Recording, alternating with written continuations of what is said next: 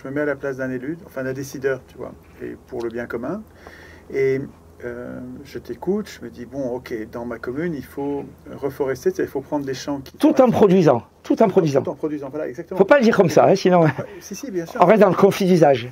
Non. Et, donc, de ce que j'ai compris, de ce que j'ai entendu de toi, je me dirais, il faudrait que ce grand champ de blé, on le reforeste tout en continuant à le faire produire du blé. Tout est possible. Est-ce qu'on peut reforester un champ de blé, donc le couvrir d'arbres, et qui continue à faire du blé? Oui. On ne pourra pas faire passer une moissonneuse-batteuse dedans parce que... Donc, on va produire moins de blé, non? Alors, c'est évident. Tu sais quoi, on va partir de quelque chose qui existe déjà. Prends une petite AMAP en polyculture sur un petit endroit en restanque. Il ne passe pas les gros tracteurs. Et ce modèle-là produit, si c'est bien fait, si les sols sont couverts, s'il y a beaucoup d'espèces de plantes, s'il y a des arbres au-dessus du fertilitaire, mais beaucoup de plantes aussi en bas, beaucoup de fleurs, il y aura beaucoup d'insectes, un bon sol, ça va produire beaucoup plus au mètre carré que les milliers d'hectares en bosse où il faut des énormes engins. Donc c'est vrai. Ah bon? Oui. Et tu le fauches à la faux? Ah non, mais j'ai pas dit qu'on fait que du blé, là. Mais c'est pour donner un exemple qui existe. Non, là, non, je parlais de polyculture. C'est pour dire que ce modèle existe. Et l'autre modèle que tu connais, des immenses champs de céréales, existe aussi. Et ce grand modèle de l'agrobusiness, lui, dépend du tracteur, du pétrole, mais dépend d'une irrigation massive, de la chimie pour les engrais et de la chimie pour les pesticides. Et donc, maintenant, je regarde ce système, je me rends compte qu'il ne produit rien. C'est 20 calories pour une, il n'est pas efficace, et il bouffe des terres pas possibles. Je me dis, bon, allons voir ailleurs. Donc, maintenant, à côté de mon AMAP, je peux aussi avoir des systèmes multi-étagés sous lesquels on fait des céréales. Et par exemple, au Kenya, quand ils sont mis à produire du maïs sous une canopée, un couvert total d'arbres fertilitaires, genre acacia, certaines espèces d'acacia, acacia albida, etc., ils ont triplé les rendements. Donc des arbres suffisamment espacés les uns des autres? Non, canopée qui se touche. Oui, la canopée se touche, mais les troncs ne se touchent pas. Il faut quand même la place pour le maïs, quoi. Donc entre les arbres, il y a du maïs? Sous les arbres, oui, non mais attends, quand tu as, imagine un chêne chez nous qui a un tronc comme ça te prend quoi? Allez, même si c'est 50-50, un quart de mètre carré. Oui.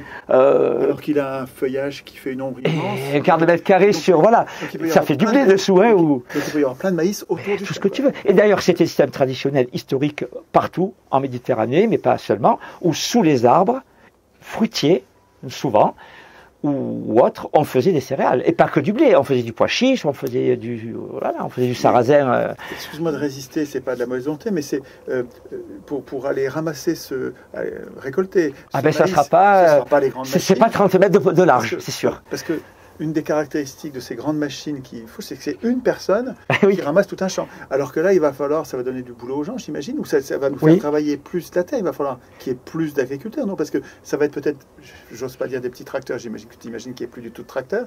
Mais donc ça va être avec quoi? Des instruments à main qu'on va ramasser le maïs? En fait, ça, c'est la descente technologique qui s'accompagne de la descente parcellaire, si je veux dire. C'est-à-dire qu'il ne faut pas oublier que à la sortie de la guerre, et ça c'est très politique, quand la FNSEA est arrivée et a imposé son modèle, c'était pour imposer un modèle de l'agrochimie, pour recycler l'agrochimie, que ce soit les engrais, les fertilisants, les stocks de nitrates d'explosifs, mais aussi parce que c'était la finance qui a commencé à prendre le contrôle des choses. Et donc il y a eu un remembrement plutôt, qui a consisté à battre les haies. Toute la France était avec un parcellaire et des haies. Et donc tout ça c'est beaucoup plus efficace, ça marche beaucoup mieux. Alors c'est vrai qu'il va falloir descendre sur la taille des parcellaires, remettre des haies, remettre du bois, mais sinon de toute façon le système marche pas. On n'a pas le choix, on n'aura pas le choix. Et voilà. Alors après pour la descente technologique, on n'est pas obligé de passer. En fait, quand la transition est planifiée à l'avance, si tu attends que la catastrophe arrive, effectivement, on va tomber en bas de la falaise. Parce que de toute façon, on va devoir descendre. Il n'y a pas le choix. Mais on a encore le temps de planifier une descente harmonieuse et éthique, de manière à ce que tout le monde s'en sorte bien. Il faut s'y mettre. C'est volonté politique. Et c'est ce que préconise la permaculture, les grands permaculteurs, depuis maintenant 40 ans. Ça a été écrit. Donc la société, ça n'en part pas, mais la solution, elle est là. Donc, tu peux avoir, je connais des producteurs en AMAP qui n'ont pas de tracteur, qui ont juste un motoculteur, ça existe. L'immensité des producteurs du monde n'a ni motoculteur ni tracteur, d'accord, et nourrit quand même son monde. Ils ne nous font pas envie, tu vois. Enfin, ils ne font pas envie parce qu'on leur impose des cultures d'exportation. Si on leur permettait de produire pour eux, déjà ça nous ferait plus envie. Mais si en plus, au lieu d'investir 20 calories pour une, avec une, ils en sortent 10, c'est-à-dire on pourrait travailler 10 fois moins et produire 10 fois plus, par exemple, je peux te dire que le métier de paysan ferait rêver, parce que tu as les pieds dans la terre, tu es entouré dans ce cas-là d'herbes, de papillons, d'insectes, d'oiseaux, de tout ce que tu veux, tu te régales, tout ça, ça craint plus les intempéries, tu ne souffres plus la grêle. Là, aujourd'hui, un agriculteur, une grêle au mauvais moment, il perd son année entière, 80% de son revenu. Donc, ils sont en stress, c'est pas pour ça. Ils se suicident. Toutes les secondes, ils se suicident des agriculteurs dans le monde. C'est pas pour rien. Non, évidemment, aujourd'hui, ça fait pas rêver. Mais dans ce système qui est imposé, nous, on propose de sortir du système. Et là, ça devient beaucoup plus agréable. Et puis, les enfants, les femmes, tout le monde participe parce que ça devient à échelle humaine. Ça devient une relation. On se rapproche de la relation de l'homme d'avant avec la nature, si tu veux. Donc oui, ça va changer. Une personne ne maîtrisera plus avec ses 30 mètres de largeur de moissonneuse, batteuse, de machinerie, de je sais pas quoi, un champ. Mais ça va faire perdre des emplois quelque part, ça va en créer ailleurs, beaucoup plus intéressants. Et les emplois qu'on va perdre, c'est de l'industrie, c'est de la haute finance, c'est une espèce de truc qui produit 90% d'inefficacité. Bon, voilà. Et puis le pétrole, enfin je veux dire, c'est un choix à faire maintenant. On veut travailler dans le pétrole et dans la finance qui va avec, ou on veut travailler dans la terre et dans un bel environnement avec des arbres et des oiseaux, et qui produit enfin. Pour la première fois, on va produire. C'est ça que le message à faire passer. Et c'est tout ça, enfin, moi, politiquement, ça paraît littéralement passionnant et central, important. Oui. Mais par contre, attends, je te coupe une seconde. C'est une vraie révolution. Oui. Et si on ne la planifie pas gentiment, elle va s'imposer à nous. Oui, mais elle va s'imposer de manière plus violente que si, voilà. Je crois que c'est, je sais pas, c'est Bill ou Jeff. C'est Jeff qui dit la permaculture, c'est une révolution déguisée en jardinage. Alors, pas en jardinage, en forêt, en agroforesterie, en système soutenable, régénératif et multi-étagé avec beaucoup de biomasse. C'est plus que du jardinage, mais c'est une véritable révolution. Si tu injectes aujourd'hui dans notre société, par un coup de baguette magique, une abondance gratuite, tu vas faire des millions de morts. Parce que notre société n'est pas capable d'absorber. Alors tu vas en sauver des millions aussi. Hein. Oui. Ceux qui travaillent pour nous, les esclaves dans le sud, qui nous produisent tout ce dont on a besoin ici. Oui. Mais par contre, tous ceux qui vivent de la bourse, du pétrole, de toutes ces choses finalement inutiles, ça marchera pas pour eux. Même les agriculteurs ne se nourriront plus si on injecte de l'abondance.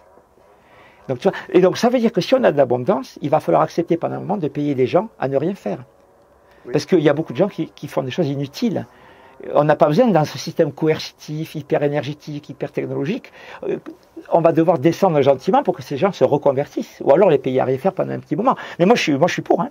C'est marrant, je suis en train de lire le bouquin de Greber, Bullshit Job, les boulots de merde. C'est étonnant le nombre de travaux, le nombre d'emplois qui servent à rien, en fait. Et les gens le savent.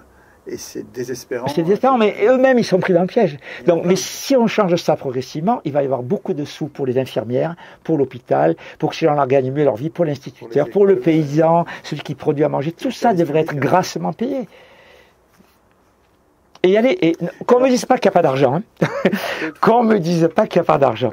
Des milliards qui partent, qui sont accaparés par une toute petite minorité quand même. Les mêmes qui détiennent le foncier en réalité, c'est les mêmes fonds d'investissement.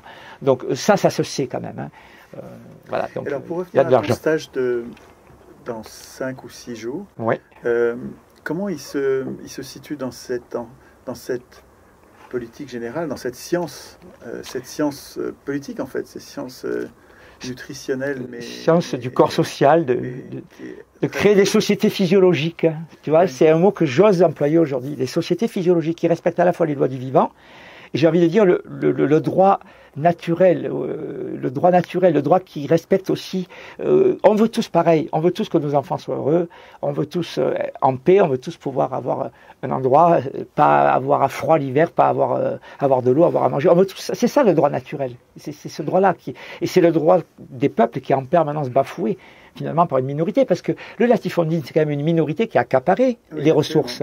Et c'est le capitalisme, c'est la même chose, c'est l'accaparement des ressources d'une majorité par une minorité qui va abuser cette majorité en contrôlant les médias, le pouvoir, etc. Un chantage, et puis par la guerre cognitive, on fait croire aux gens. Beaucoup de gens croient que c'est mieux aujourd'hui que dans le passé. Il faut les regarder de plus près. Hein. On aurait des surprises. Hein. Voilà, donc dans tout ce vaste truc, je te dis, les formations que je donnais, elles duraient 3 semaines. Et là, ça va durer 2 jours. Voilà. Donc, ce qu'on va donner, c'est les principes fondamentaux. On va donner une définition claire, nette et précise de ce qu'est la permaculture. Pour sortir de la confusion qu'on a en France sur ce terme-là, où on entend n'importe quoi, des définitions complètement fantaisistes, évidemment, ça ne marche pas. Non, une bonne définition, des principes fondamentaux. Alors, pas tous les principes, parce que dans les formations que je donnais, rien que les principes de la permaculture, c'était un après-midi. Mais là, on va donner 3-4 principes cruciaux pour la fertilité et l'eau. Jamais laisser le sol nu. Voilà, mais ça, c'est un principe important, ça. Qui est un peu en aval encore. Il y a des principes encore plus généraux, encore plus universels. Jamais les plantes à l'ombre. Ça, c'est un principe qui est encore plus en aval. Donc, je vais commencer par les principes les plus en amont. Et puis après, on va passer justement au principe des systèmes régénératifs. Et là, on va arriver avec la compréhension fonctionnelle du climat, du microclimat, l'histoire de l'ombre, l'histoire du sol à nu. Voilà, là on arrive vraiment aux bases du sol et de la fertilité. Et après on va creuser de plus en plus parce que beaucoup de confusion aussi sur des termes comme mulch, compost, BRF, la matière organique on ne sait pas la gérer, le rapport carbone-azote, le rapport RCO, tout le monde nage là-dedans. Donc je me dis là il faut vraiment clarifier tout ça. Donc je vais faire un concentré, si tu veux, des formations qui dureraient 3 semaines, en pêchant vraiment ce qui fait la plus grande différence pour comprendre que les gens soient autonomes après pour gérer leur jardin, que ce soit un maraîcher ou un particulier, quoi.